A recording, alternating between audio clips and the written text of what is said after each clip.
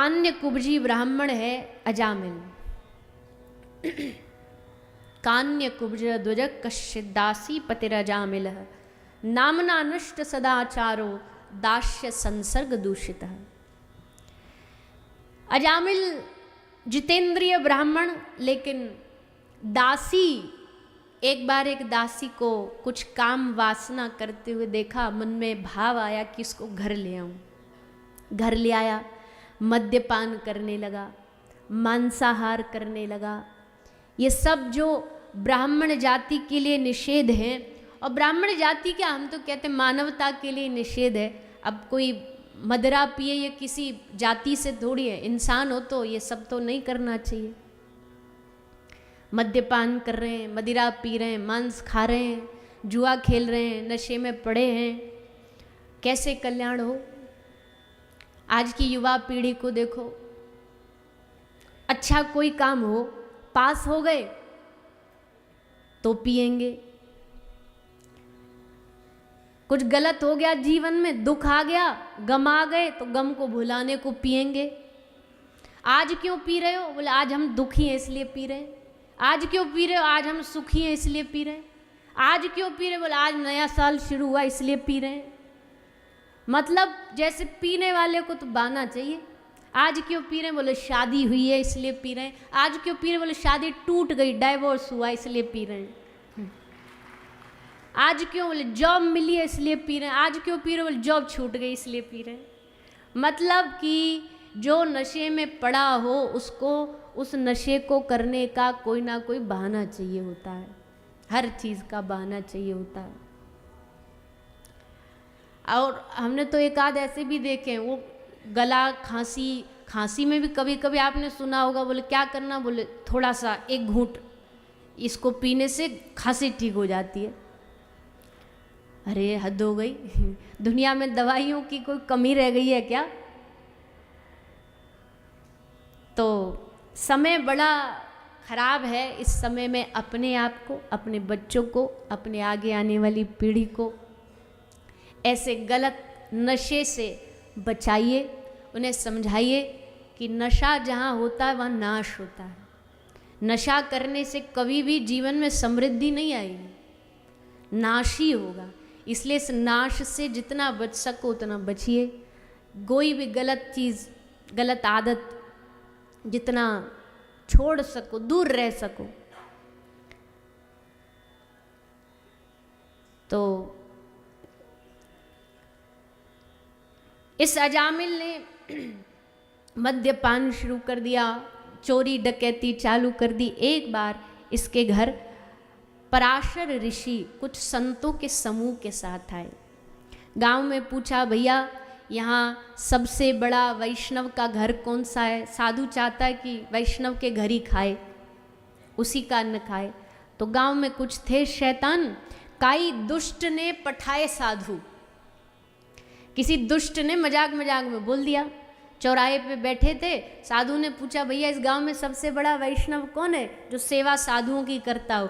तो दो चार हंसी करते बोले, महाराज जी इस गांव में तो एक ही सबसे बड़ा वैष्णव है, अजामिल। उसके दरवाजे पे जाओ, आप देखना कैसा स्वागत करेगा। अब सबको पता था कि वो तो साधुओं से चिढ़ता है, जैसे लाल कपड़ा देख के एकदम बैल नहीं चिढ़ जाता। ऐसे कई दुनिया के लोग होते हैं, उनको संतों के नाम से ही चिढ़ होती है, बोले ये साधु वाधु। और जबकि उनका बेचारे संतों ने कुछ नहीं बिगाड़ा, ये वक्ता सब उनके घर से कोई लेके नहीं आए वो कुछ, पर पता नहीं उनको क्या ही एलर्जी होती है। तो अजामिल घर में साधु देखे तो एकदम बावरा हो जाए, क्रोध में भर जाए कि आए कैसे। गांव वाले यही चाहते थे, साधु जाएं और ये अपमान करे और साधु रुष्ट होकर के, नाराज होकर के इसको श्राप दे दें, यही चाहते थे। तो आज अजामिल के घर संत पधारे। अजामिल बाहर गया हुआ था, किसी ने जाके सूचना दे दी, अरे तू यहाँ मौज ले रहा, तेरे घर में देख भंडारा चल रहा है साधुओं का। अब तो सब काम छोड़ के भागा और भाग करके पत्नी के पास आया, देखा साधु खा रहे हैं। पत्नी ने हाथ पकड़ा, बोले देखो अब जो हो गया, भोजन वोजन कर लिया, अब ज़्यादा आप कुछ करना नहीं, बस एक काम कर देना, बाहर जाना और जाके सब संतों से हाथ जोड़ के ये कह देना, आप सबके चरणों में मेरा प्रणाम, बस इतना कह के आप चले जाना, आपको जहाँ जाना वहाँ चले जाना।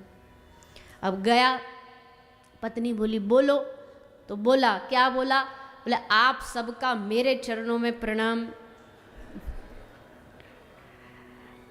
अब संत तो देख करके समझ गए भटकी हुई आत्मा है। संत ने बोला पर कोई बात नहीं, संतों का काम तो यही है भटकी आत्मा का कल्याण करना। साधुओं ने भोजन कर लिया, बोले भैया अब हम चल रहे हैं, दक्षिणा। अजामिल जैसे तैसे अब तक तो चुप था, पर अब नहीं रहा गया चुप। अजामिल बोला, महाराज जी तुम्हारा लोटा सोटा कमंडल, तुम्हारी झोला, ये सब अभी तक तुम्हारे पास सुरक्षित है, मैंने लूटा नहीं, तुमको इससे बड़ी कोई दक्षिणा हो सकती है? अजामिल के घर आए और कोई लुट के न जाए, यही दक्षिणा है। अब यहाँ ज़्यादा आप हमें कुछ उपदेश मत दीजिए, यहाँ से निकल जाइए, इससे पहले हमारा दिमाग बदल जाए। संतों ने कहा, बालक, साधु जिस घर का अन्न खाता है उसका कल्याण करने की जिम्मेदारी साधु की बन जाती है। अन्न खाया, भगवान भी पूछेंगे जब पाप का हिसाब किताब होगा, तू तो बड़े आनंद से उनके घर यजमानी खा के आया, जब पाप कर रहे थे तब तू कहाँ था? साधु को उसका उत्तर देना पड़ेगा। इसलिए कल्याण तो तेरा भैया हम करके ही मानेंगे। एक काम करना, तुम अपने पुत्र का नाम हमारी दक्षिणा के स्वरूप में बस इतना दे देना, अपने बेटे का, पुत्र का नाम नारायण रख देना। कह के साधु चले गए। अजामिल ने अपने पुत्र का नाम नारायण रखा और फिर उस नारायण नाम की कृपा से, भगवान नाम की कृपा से अजामिल को, देखो ये इस कथा को थोड़ा सा समझने की भी जरूरत है, क्योंकि ये नामाभास की कथा है। केवल इतना ही नहीं कि अजामिल ने नारायण नाम लिया और उसका अंत में जाकर के विमान आया और चले गए। नारायण नाम लेने से उसको एक अवसर मिला, उसको एक मौका मिला। विष्णु दूतों ने आकर के नरक जाने से उसे रोका और कहा कि अब इसे दूसरा मौका दो, इसे भगवान भक्ति का, भजन का एक मौका मिलना चाहिए। तब अजामिल ने भजन किया और तब अजामिल को भगवान की प्राप्ति हुई। भक्तों की श्रेणी तो बहुत लंबी है, पर बालकपन सो हरि भजे, जो अपनी बाल्यावस्था में भगवान को भजता है ना, उस पे तो भगवान एकदम रीझ जाते हैं। उनको पता है कि भैया अभी तो इसके जीवन की शुरुआत हुई है, और शुरुआत के अपने सबसे कीमती दिनों को, जैसे हम कई बार उदाहरण में बोलते हैं, आप भगवान के द्वार पर जाओगे तो भगवान को खिला हुआ फूल लेके जाओगे कि मुरझाया हुआ फूल लेके जाओगे? खिला हुआ, ताजा, अभी अभी खिला हुआ पुष्प। तो बचपन क्या है? बचपन, जवानी, ये कौन सी उम्र है? खिला हुआ, अभी तो एकदम खिला है, अभी तो शरीर में ताकत है, मन में ताकत है, तन भी एकदम तंदुरुस्त है, मन भी तंदुरुस्त है, कुछ भी कर देंगे, दुनिया बदल देंगे, ये सब जोश होता है बचपन में, जवानी में। खिला हुआ पुष्प है, ये भगवान को चढ़ाओ। धीरे धीरे तो फिर ये फूल मुरझा जाएगा, फिर धीरे धीरे फिर मन भी, वैसे तो तन कमजोर हो जाएगा, मन वैसे कमजोर हो जाएगा, पर माया से हट जाएगा, ये कोई गारंटी नहीं है। हमने एक दिन पहले कहा था, जो कहते भी बुढ़ापे में कर लें। अब जिसने जवानी में कभी बंदूक नहीं चलाई वो बुढ़ापे में क्या चलाएगा? जिसने जवानी में कभी माला पकड़ी नहीं वो बुढ़ापे में क्या पकड़ लेगा? जवानी में पहले प्रैक्टिस करो, अभ्यास करो, नाम जप का अभ्यास करो, फिर आगे धीरे धीरे धीरे बढ़ते बढ़ते बढ़ते अभ्यास ऐसा होगा, तब जा कर के अंतिम समय तक भी ये नाम जप चलेगा। तो श्री प्रहलाद जी महाराज भगवान के उन्हीं भक्तों में से एक थे। कयादू के गर्भ में थे, ब्रह्मा जी की तपस्या करने हिरण्यकश्यपु गया हुआ था। सब लोग घबरा गए, बोले भैया ये हमको इतना भयानक पापी ये है तो इसका बेटा इसका भी गुरु निकलेगा, इसकी संतान इससे भी भयानक दैत्य बनेगी, इससे बढ़िया उसको घर में ही मार दो। तो कयाधु का हरण करके इंद्र ले जा रहा था, नारद जी ने पकड़ लिया। नारद जी ने कहा इंद्र कहाँ लेके जा रहा है कयाधु को? बोले इसके घर में बच्चा है, हम पहले ही मार देते हैं इसको ताकि हमारा खतरा टल जाए। नारद जी ने कहा बाबरे, इसके गर्भ में कोई दैत्य नहीं बल्कि भगवान का परम पार्षद है।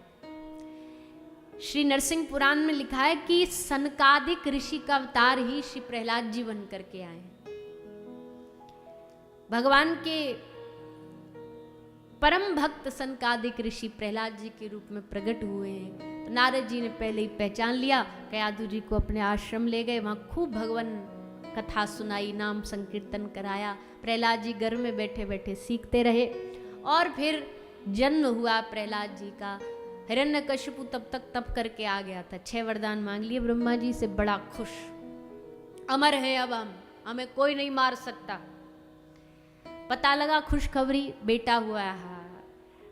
प्रहलाद जी सबसे 10 भाई थे, छोटे सबसे प्रहलाद जी हैं। छोटा बालक और तोतली भाषा में बोलता, बड़ा आनंद आता हिरण्यकशिपु को, लगता कि यही मेरे राक्षस वंश को बढ़ाएगा। उसे ये नहीं पता यही डुबाएगा, यही पूरे राक्षस तेरे इस वंश का नाश करेगा। पिताजी ने पहले ही कह दिया इसको कोई साधु नहीं मिलना चाहिए, कोई संत इससे मिलना जुलना नहीं होना चाहिए, क्योंकि जानता है हिरण्यकशिपु इस बात को, ये भक्ति का रोग असल में ये साधु ही चढ़ाते हैं, संत ही चढ़ाते हैं। कई लोग नहीं बोले ये हमारे बेटा बाबा जियों की कथा सुनने लगा जब से एकदम पागल हो गया है, अब इसको कुछ नहीं सुहाता, न पढ़ाई न लिखाई न कमाई। तो क्यों? तो बोले साधु चढ़ाते ही रंग, इसलिए कोई इससे मिले नहीं। साधु को दरवाजे से बाहर रखना, इससे दूर रखना।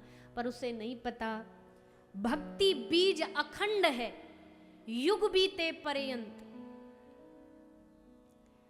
भक्ति का जो बीज है ये अखंडता से चलता है।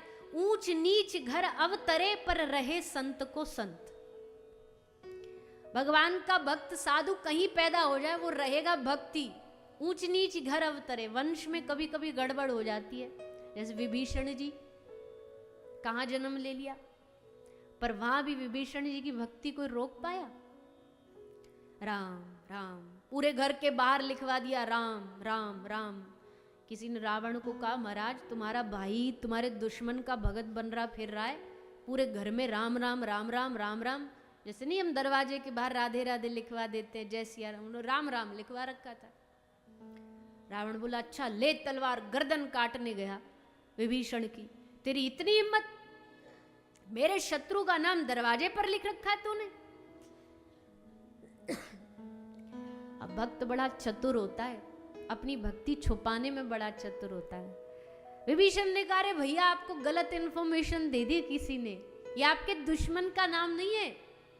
तो किसका नाम है? बोले मैं तो आपसे प्रेम करता हूँ, मेरे लिए तो परमात्मा चाहे तो आप हो चाहे मेरी भाभी माँ है, तो रा से रावण और माँ से मंदोदरी, मैंने तो आप दोनों का नाम लिखवाया। रावण बोला है? बोला हाँ, और लिखवा दो, अब तो और जहां जहां लिखवाना वहां लिखवा दो। तो भक्त की चतुराई छिपाने में बड़ी माहिर होती है। भक्ति वो प्रदर्शित नहीं करता, छुपा लेता है। ऊंच नीच घर अवतरे पर रहे संत को संत। श्री प्रहलाद जी महाराज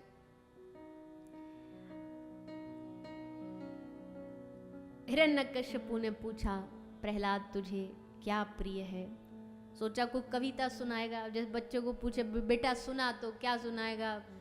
twinkle twinkle little star, ABCD क ख ग, मछली जल की रानी है। तो सोचा ऐसी कुछ छोड़ी एक आध कविता पोयम सुना देगा। बोले बेटा तुझे क्या प्रिय है? प्रहलाद जी बोले श्रवणम कीर्तनम विष्णु स्मरणम पाद सेवनम अर्चनम वंदनम दास्यम सख्यम आत्मनिवेदनम। बोले पिताजी अब हम आप कह रहे हो तो बता रहे नहीं, हमको पता है ये आपके बुद्धि से परे का प्रसंग है, फिर भी आपने पूछा तो बता देते हैं। हमको अपने नारायण की कथा सुनना अच्छा लगता है, हमें उनका कीर्तन करना अच्छा लगता है, हमें उनकी अर्चना वंदना ये सब प्रिय है, ये अच्छा लगता है। अब तो महाराज पिताजी ने जैसे सुना कि हमारी बड़ाई छोड़ के हमारे शत्रु की बड़ाई कर रहा, ले अभी बताते हैं। पकड़ के उठा के प्रहलाद जी को गोदी से फेंक के मारा, जाओ इस दुष्ट को मार डालो।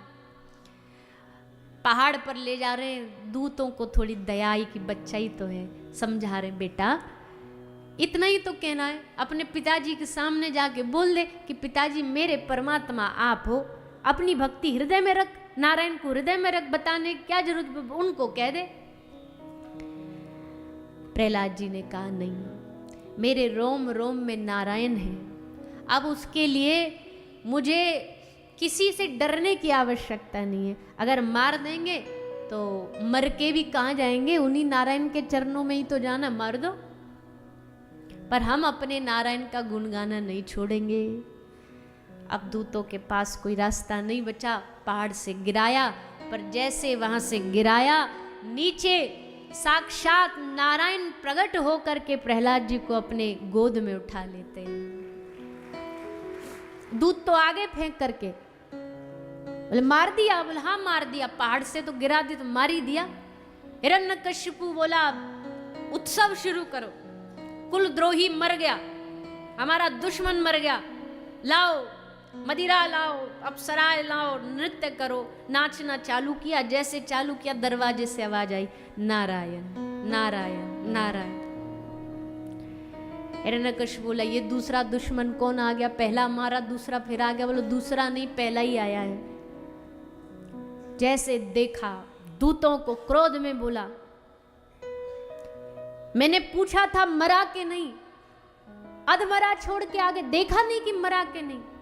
प्रहलाद जी बोले इनको गुस्सा नहीं करो, अच्छा रहा ये नहीं रुके वहां पे, थोड़ी देर और रुक जाते, इंतजार करते देखने का, तो आज ये भी मेरे साथ नारायण नारायण करते घुस रहे होते हैं अभी तक, दर्शन हो जाता है इनको भी प्रभु का।